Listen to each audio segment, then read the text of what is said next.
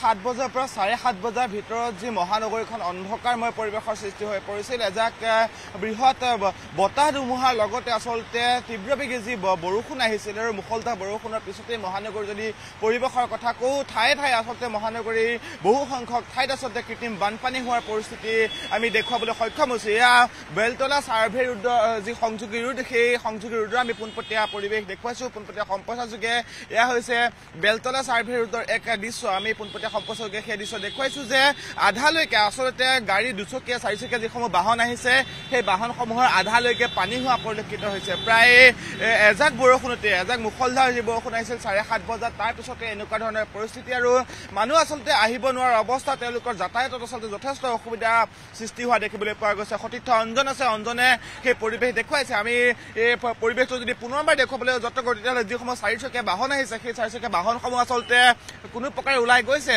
আমি সেয়া পৰিৱেশ দেখুৱাইছোঁ। দাদা আপোনাৰ ওচৰলৈ আহিছোঁ, এজন ব্যক্তি আহিছে ৰেইনকোট পিন্ধি। দাদা বৰষুণৰ আচলতে পুৱাৰ ভাগতে বৰষুণ আহিল আৰু বৰষুণ হোৱাৰ পিছত এনেদৰে কৃত্ৰিম বানপানী কেনেকুৱা ধৰণৰ কি ক'ব বিচাৰিব? আহিবলৈ এতিয়া ৰাস্তা নাইকিয়া হৈছে। এয়া হ'ল আপোনাৰ বিজেপি চৰকাৰৰ উন্নতি বুলি কয় তেওঁলোকে, কিন্তু আমিতো ভাবোঁ অলপ উন্নতি হোৱা নাই।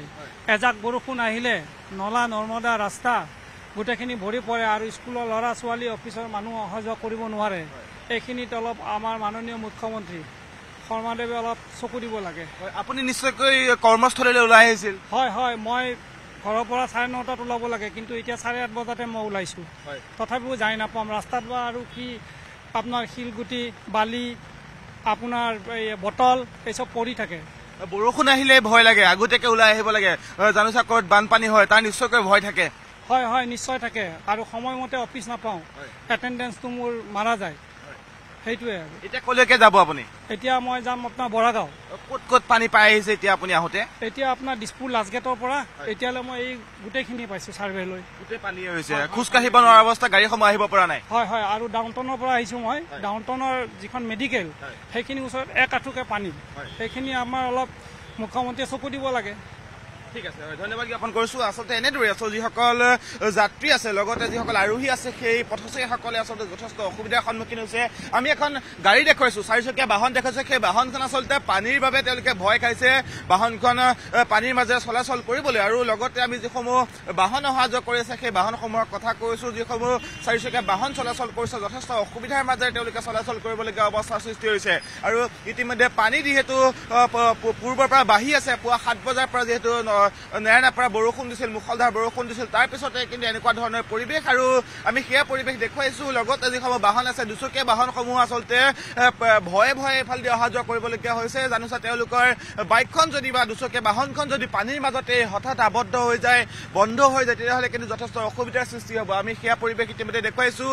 যিহেতু এই সময়ছোৱা আচলতে বিদ্যালয়লৈ ছাত্ৰ ছাত্ৰীসকল ওলাই অহাৰ সময়, অফিচলৈ আচলতে যিসকল কৰ্মচাৰী আছে কৰ্মচাৰীসকলে এই সময়ত অফিচলৈ ওলাই আহে, যথেষ্ট যান জঁটৰো সৃষ্টি হয়। আৰু তাৰ পৰিৱেশ যদি আমি দেখুৱাওঁ তেতিয়াহ'লে নিশ্চয়কৈ দেখা পোৱা গৈছে এনেদৰে আচলতে মৰণত শৰণ দি আচলতে লোকসকল আহিবলগীয়া হৈছে। পানীৰ মাজেৰে পানী ফালি তেওঁলোক আহিবলগীয়া হৈছে। আমি যদি যাত্ৰীবাহী বাছসমূহ দেখুৱাওঁ তেতিয়াহ'লে যাত্ৰীবাহী যিসমূহ বাছ আছে সেই বাছসমূহ আচলতে চলাচলত যথেষ্ট অসুবিধাৰ সন্মুখীন হৈছে। যিসকল আৰোহী আছে, বাছ আৰোহী আছে, তেওঁলোকেও কিন্তু উঠিবলৈ আচলতে ঠাই নাইকিয়া অৱস্থাৰ সৃষ্টি হৈছে। আৰু যিসমূহ বাছ ষ্টপ আছে বা বাছসমূহ য'ত ৰখায় সেই ঠাইসমূহ আচলতে পানীৰে ভৰি পৰিছে আৰু তাৰ ফলতো যথেষ্ট অসুবিধাৰ সৃষ্টি হৈছে। আমি সেয়া পৰিৱেশ ইতিমধ্যে পোনপটীয়াকৈ দেখুৱাই আছোঁ। আমি যিসকল লোক অহা যোৱা কৰি আছে তেওঁলোকৰ মন্তব্যসমূহ ল'বলৈ যত্ন কৰি আছোঁ। আৰু এগৰাকী বাইদেউ আহিছে, বাইদেউগৰাকী আমি মন্তব্য ল'বলৈ যত্ন কৰিম। যিহেতু বৰষুণৰ বতৰ, পুৱাৰ ভাগতে যি বৰষুণ আহিছিল তাৰ পিছতে কিন্তু গোটেই মহানগৰখন বানপানীৰে ভৰি পৰিছে, কৃত্ৰিম বানপানীৰে ভৰি পৰিছে। এগৰাকী বাইদেউ আছে, বাইদেউ অকণমান কথা পাতিম।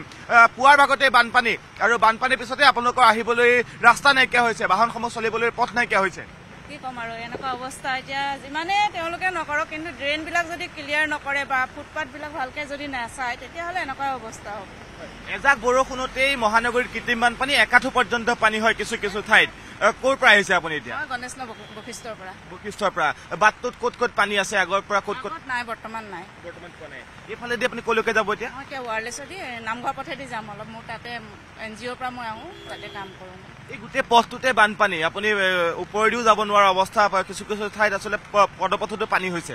হয়, এইটো হয় কিছুমান জেগাত মানে মানুহৰ ঘৰৰ ভিতৰে পানী সোমাইছে এইটো ৰাস্তাটো প্ৰায় নামঘৰ পথত প্ৰায় মানুহৰে পানী সোমায় এতিয়া আমাৰ যাওঁতে অলপ অসুবিধা হয় আৰু এতিয়া আপুনি দুচকীয়া চাৰিচকীয়া বাহনসমূহ লৈ আহিবলৈ অসুবিধা হয় মহিলা হিচাপে হয় সেইটো কাৰণে কিবা এটা ব্যৱস্থা কৰিলে ভাল পাওঁ আমিও কিহৰ কাৰণে হৈছে বুলি ভাবে এনেদৰে এজাক বৰষুণতে গুৱাহাটীত বানপানী হয় প্ৰতি বছৰে হয় একচুৱেলি এইবিলাক হৈছে ফুটপাথবিলাক ক্লিয়াৰ নাথাকে তেওঁলোকৰ ড্ৰেইনবিলাকত আৰু যিবিলাক মানুহ ওচৰত থাকে সেইবিলাকৰ মানুহৰ পৰা অলপ তেওঁলোকে ডিষ্টেঞ্চটো ৰাখি পেলাই ড্ৰেইনবিলাক যদি ভালকৈ ৰাখে তেতিয়াহ'লে এই অৱস্থা নহ'লে হয় আৰু বাৰিষাৰ টাইমতে তেওঁলোকে কামখিনি কৰে একচুৱেলি বাৰিষা টাইমত নকৰি খৰালি টাইমত যদি ক্লিয়াৰকৈ কৰিলে হয় তেতিয়াহ'লে ইমান মানুহৰ প্ৰব্লেম নহ'লে হয় ঠিক আছে থেংক ইউ জ্ঞাপন কৰিছো এখন বাহন আছে আচলতে কমাৰ্চিয়েল বাহন দাদা আপোনাৰ এখন হয় হয় আপুনি নিশ্চয়কৈ কামত ওলাই আহিছিল হয় এতিয়া পানী যাবলৈ অসুবিধা হয় কামলৈ আহিছিলোঁ কিন্তু এতিয়া বৰষুণ দিছে এতিয়া চলাবলৈ অসুবিধা পাইছোঁ জেগা জেগা পানী আছে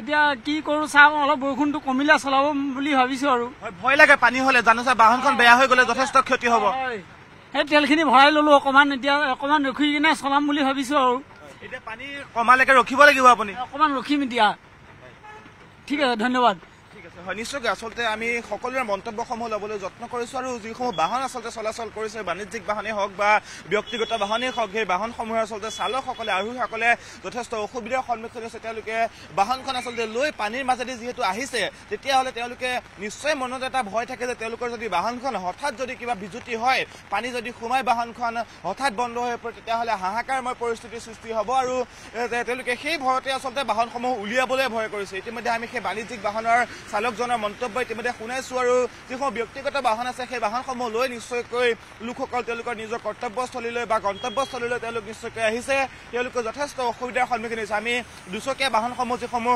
চালক আছে চালকসমূহক ইতিমধ্যে দেখুৱাইছোঁ মৰণত শৰণ দি তেওঁলোকে আহিবলগীয়া হৈছে আৰু এনেকৈ আচলতে মহানগৰীৰ যিসমূহ পথ আছে পথ উপপথ আছে সেই পথ উপপথসমূহত আচলতে এজাক বৰষুণতেই বানপানীৰে ভৰি পৰা দেখিবলৈ পোৱা গৈছে কৃত্ৰিম বানপানী এককাল পৰ্যন্ত কিছু কিছু ঠাইত পানী হৈছে ইতিমধ্যে আমি মহানগৰীৰ বিভিন্ন প্ৰান্তৰ কথা কৈছোঁ এয়া আমি ছাৰ্ভেৰ পৰিৱেশ দেখুৱাইছোঁ সমান্তৰালকৈ যদি আমি অনিল নগৰ নবীন নগৰৰ কথা কওঁ তেতিয়াহ'লে সেই অনিল নগৰ নবীন নগৰটো আচলতে একেই অৱস্থা একেই পৰিৱেশ আচলতে এজাক বৰষুণতেই মহানগৰীৰ অনিল নগৰ নবীন নগৰ ডুব খায় সেয়া আচলতে কোনো নজনা কথা নহয় সকলোৱে জ্ঞাত আচলতে সেই অনিল নগৰ নবীন নগৰৰ কথা কিন্তু অনিল নবীন নগৰ সমান্তৰালকৈ মহানগৰীৰ আন যিসমূহ পথত আচলতে ঠাইত পূৰ্বতে বানপানী হোৱা নাছিল বা পূৰ্বতে এনেধৰণৰ কৃত্ৰিম বানপানী হোৱা নাছিল বৰ্তমান সময়ত আচলতে সেই ঠাইসমূহতো বা সেই পথসমূহতো কৃত্ৰিম বানপানী হোৱা পৰিলক্ষিত হৈছে তেওঁলোকে প্ৰতিটো পথতে আচলতে বানপানী আৰু এগৰাকী দাদা আহিছে আমি তেওঁৰ মন্তব্য ল'ম তেওঁৰ পৰা জানিবলৈ দাদা অকণমান কথা পাতিম বৰষুণৰ বতৰ আপুনি ৰেইনকোট পিন্ধি আহিবলগীয়া হৈছে চাৰ্ভেটো সদায় পানী থাকে